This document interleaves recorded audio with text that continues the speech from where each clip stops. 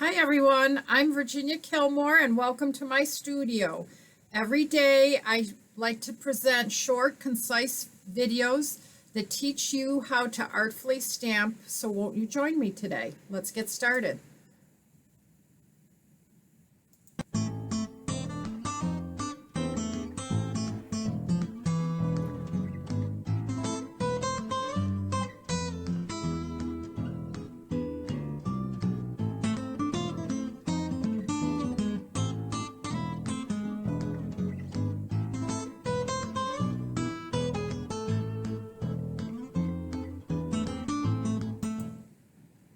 So this card today is a watercolor card. Today is Watercolor Wednesday, I decided. I don't do watercoloring a lot with you guys, but I do like to share it because I think it's wonderful. And what drew me to this design and card is this stamp set called Walk in the Woods. And I'll never forget, I took a trip 2 years ago to Russia, and I'm walking through a pathway in the woods, and I see these mushrooms that I always thought were mystical or made up mushrooms. I never heard of the concept of red mushrooms with white dots. And I saw them. I couldn't believe it. I was so excited. So I photographed them, and I know I posted them on Facebook in my personal page, but I wanted to paint them today for you. So I'm going to show you the process. I want you to be patient with yourself and expect that it won't be easy, and there will be some things along the way that'll make it hard, but we can do this, I promise you. So the first thing I'm going to do is start with cardstock that we have from Stampin' Up! That is watercolor cardstock. And there's two sides. One side is slick and one side is bumpy. Use the slick side if you can. Now, if you go ahead and stamp and you mess up, don't worry, it'll work on the bumpy side as well. And I might as well tell you what colors we're using today. We're using Cinnamon Cider, Mossy Meadow, and Real Red. I am using the Cinnamon Cider as my base for my mushrooms. It's a light color, and it'll allow me to stamp my image without being so dark that I see lines around it. Now, always like to check to make sure my stamp is well primed. And again, I'm stamping on the slick side of the stamp of the card. And I'm going to leave that on for an extra second or two just to make sure it's really getting on there. I am not going to stamp the sentiment until I'm all done.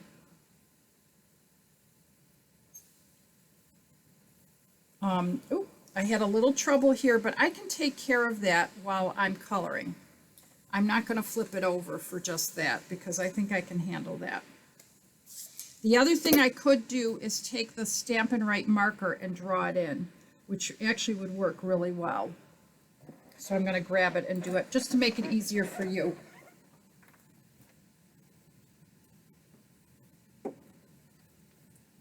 Remember I said short and concise. So I better hop to it. So I'm just going to draw that in because I actually can see the line, but it's very faint. The problem is that this is a hand-drawn image and my line there doesn't look hand-drawn. Now what I'm going to do is use ink that I put on there, and I do that by pressing my pad like that, or I can put re-inker directly on it. And I'm going to start by coloring in the stems and a little bit of the grasses, and then I'm going to go back with other things. Now, whenever I watercolor, I like to have a paper towel.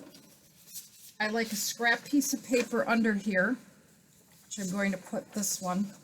Hopefully it won't bleed. Just make it easier by putting it like this. Okay, less likely to bleed. And I'm going to use our new watercolor pens. I found that they're wonderful because the water does come out much better than before, but sometimes it comes out too fast. So it's sort of a mix between how much you press and how much ink you pick up. I don't want it bleeding out, but I do want to have some ink. And sometimes you can just wet your brush and pull the ink off. Like for instance, I'm pulling ink that's directly on here to create some of that grass. But now here I would like a little more color, so I'm going back. And I want parts a little darker than others, so I'm going to wipe off any excess ink and pick up a little bit more ink right there so that I can make that little section darker. And same thing in here. Okay, so now I think I'm ready to get into some of my grasses, because the grasses take time. You have to build them up. And I'm going to do them first before I do the red, because I want to do lots of stroking. Now, to clean our brush, the easiest way is to just take, that's why I have the paper towel always, is just keep wiping it until it's clear. You can squeeze out a little water, but again, I'm trying to prevent too much water coming out. And I'm just going to sort of just go across and add some of my green in here. I don't want to think about this too much. The biggest problem with watercolors is that people think too much. And watercolor always dries a lot lighter, so if you're horrified with a stroke that you make, wait 10 minutes, you might like it. Because I always find that my watercolors are very washed out. So I'm going to let that dry for a second and come back in and darken it. So I'm going to go to my red next. Same thing, squeeze it, get a little ink out. And I want to really concentrate my color around the edges. So I'm going to just lightly pick up some red. And what's going to happen is there is going to be some bleeding from the brown, but that's not a problem. But I am going to ignore that spot, that line that's happening, because I'm going to show you what to do to come back and sort of fix that.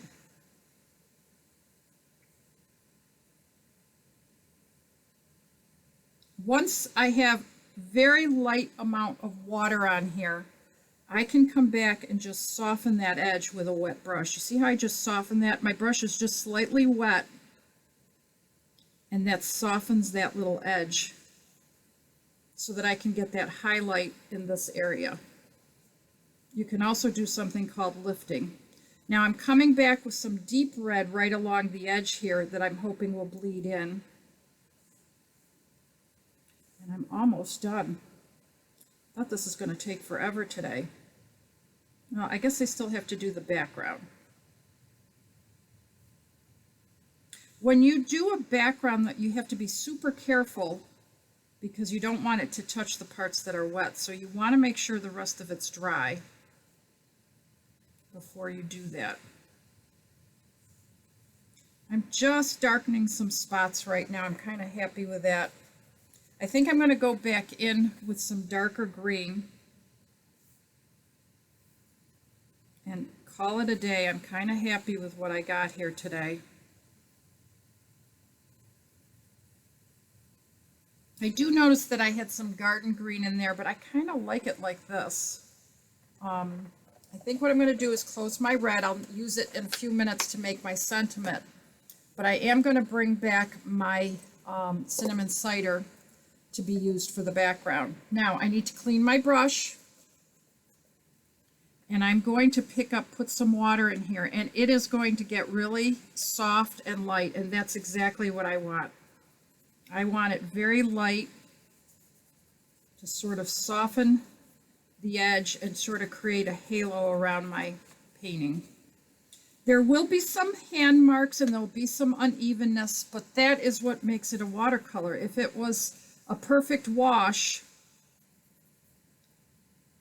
I guess you'd be a master watercolorist, but that is not something I am. See how I just pick up more water and pick up more color and just keep working. I'm trying to stay away from my areas that I've painted. I don't want to get too close because they will bleed. And this has to dry before I put our sentiment on, so we're going to set it aside. I don't want that too wet.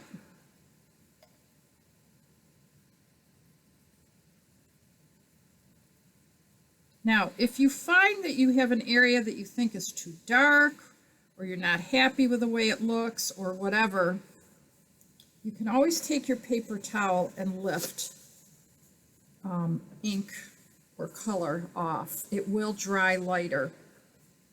The only thing is you want to be careful not to put wet ink into your painting. I am going to pick up a little bit more brown and put that back into my grass. I'll never forget the moment I saw these little, I guess you call them toadstools. I was just mesmerized with them. I was walking down a path in Russia, and I was so blown away. I just always thought they were made up. I didn't think they could be real. But there you go. Nature is interesting that way. That's why it's called A Walk in the Woods, that stamp set. So now all I have to do is put my sentiment, but I'm going to wait a few minutes till I get my card put together. So what we need now is to actually put our components together. And I am going to take my garden green, no, my Mossy Meadow, and glue that down to an 8.5 by 5.5 piece of cardstock.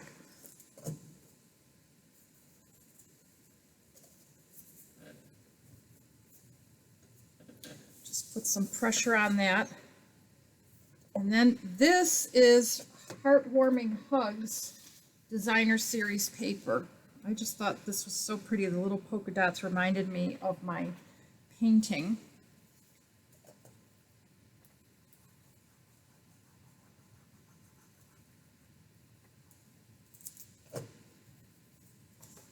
Go ahead and put that down. Now I used a beautiful ribbon that I thought was current, and I've discovered since then that it wasn't. So we're going to use the ribbon that's in the Christmas catalog that is a twine, and we're going to do just slightly different than what is shown here. But now we can go ahead and put our sentiment. The test, my girlfriend who taught me everything I know about watercoloring, is if it's cool, it's still wet. And I'm going to be brave and see if I'm not sorry, but I'm going to just stamp because I want to get this done for you. I hate holding up people. Okay, it looks like it's not bleeding. We'll see in about 10 minutes if it's bled. And I'm going to go ahead and put this on. I'm going to do my favorite little method, which is to tie off a knot and then cut it. People always say, how do you know how long? I said, I don't know. I just have done it for so long. It just seems to work every time. So this is a red braided twine. It's like our twine that is beige or crumb cake, but this one is real red, which I think is so pretty. And I'm going to flip it over, put a little bit of tape runner there. Yep, I still have not found my stamp and seal. Wow, that's almost centered there. I kind of like that.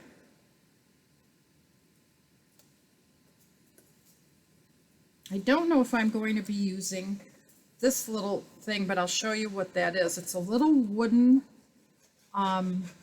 decorative piece that comes in a kit. There's so many pretty little ones that come with it.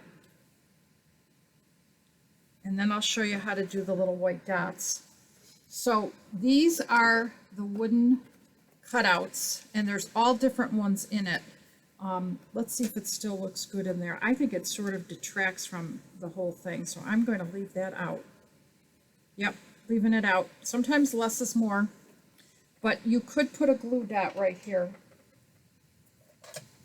Glue dots work great for holding down ribbon. The only thing is I would roll this glue dot a little bit. There. Just put it right under there, and that'll hold that in place, and then it looks like I made a perfect bow. Just going to unravel that a little bit. There you go.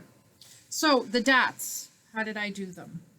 We have a chalk marker that works pretty good, so if you have that, you can use it, except for I just dropped it.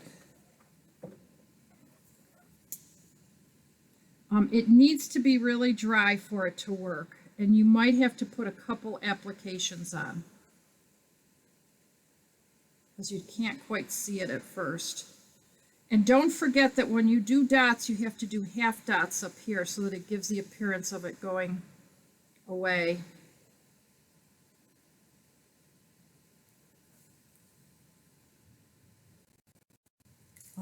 I also have this pen that we used to sell.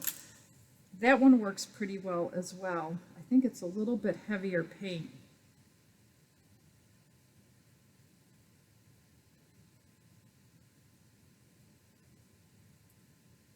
So it just depends on what you have on hand. If you have the chalk marker, just be patient and keep at it. If you put a couple layers on, that worked really good on this one. I'm just doing this one so you can see, because you can't really see it in the video. And remember to do halfway across the top. By that I mean these would be half circles along this edge of dots of you know, the toadstools. And there you have it. I think you can see that now. I just think that's so cute. Now this is a little darker. Oh, it looks like my hand made a big mess because it wasn't quite dry. So that's what you get for trying to do that when it's wet. But it is what it is. It's a handmade card and we all have done it. A couple things I could do is punch out something and put it right on top of there, or just send it. It's not a horrible stamp. In fact, I think I'm going to be sorry. I know I'm going to be sorry. Just going to color it in as if it was meant to be. Okay, that actually looks a lot better than it did a couple minutes ago. So thank you for watching. I'll see you tomorrow, and I'd love to be your demonstrator.